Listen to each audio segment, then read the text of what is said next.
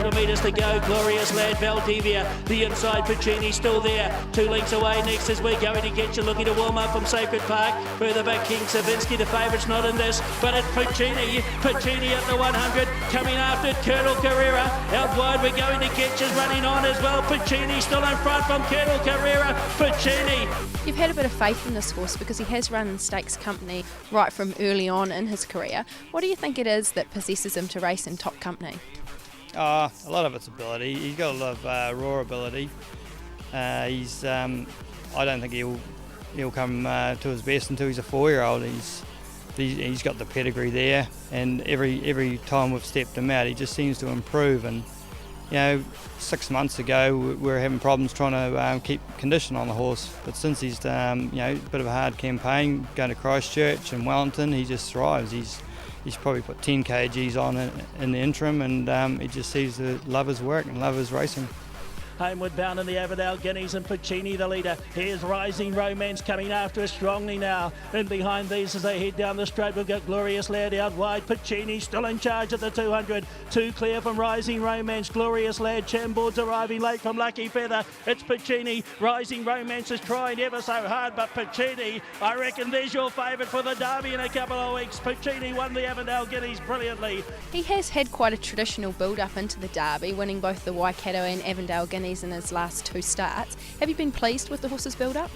Oh yeah, well, everything's gone to plan. It's worked out better than what you would have thought. Generally, if you can pick off one of them on the way through, you'd be pretty happy. And even likes of the Avondale Guineas, okay, if you get beaten that, you think, well, hopefully you can improve with another 300 metres. But he looks like he's the horse that he should get the extra 300 by the way he's run through the line.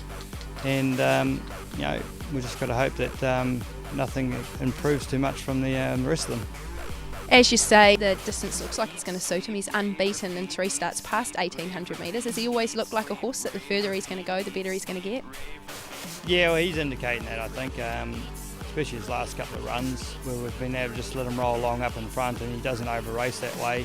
Then he can manage to relax and then save it for the last go. And Mickey Walker just said, look, to turn a foot on the corner is just unreal. He'd ridden Sir Slick a couple of times, but only at the end of his career. But he said this horse has got a better turn of foot than what he did.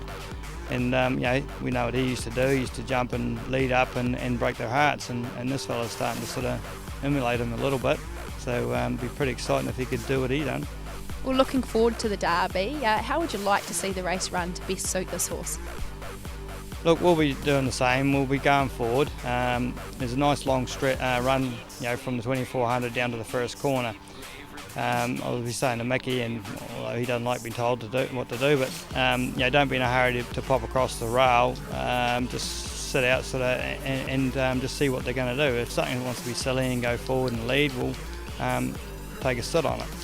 But I think the way he runs his races, there's plenty of momentum on in a race anyway. So if you're a horse going in the Derby, you're not going to be wanting to go breakneck speeds to try and outdo him out in front.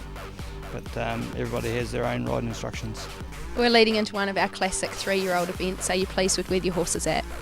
Yeah, look, I'm happy. He's come home the other day and he's cleaned up his feed, and next morning, because he stayed out that night, next morning he's straight into his breakfast, and he seems pretty bright.